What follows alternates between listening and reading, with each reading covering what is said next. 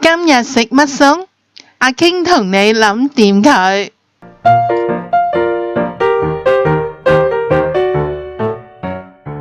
蘋果雪梨湯。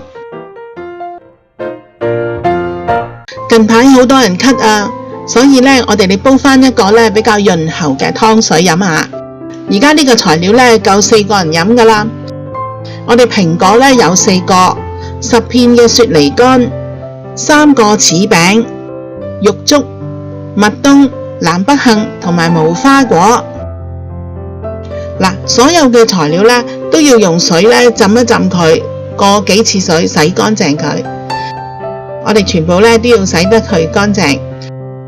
蘋果呢，我哋全部呢都係切皮去核。準備個煲啦，咁啊將啲玉竹、南北杏、無花果我哋一開二，雪梨乾呢，咁啊中間嗰個核呢，我哋最好就剪咗佢，唔要啦。咁佢呢就會減少佢嗰啲苦澀味啊咁嘅。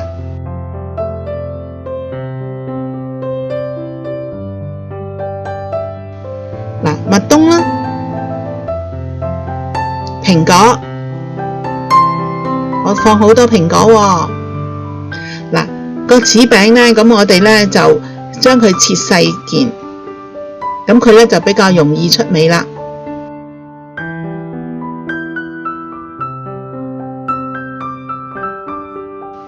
材料準備好呢，我哋就放2碗半嘅水啦。跟住呢，我哋呢就要用大火呢，就係煲滾佢。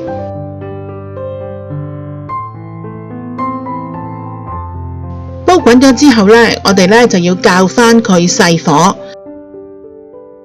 然後呢就慢慢煲，煲佢呢就係個半鐘頭。嗱，好快脆喎，個半鐘頭就過啦。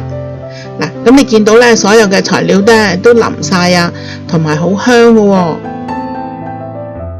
咁我哋而家呢就可以呢就試一試味。如果你覺得唔夠甜呢，而家呢你就可以加啲少少嘅冰糖嘅。但係我試過呢，就覺得就係啱啱好啦，唔需要加糖啦。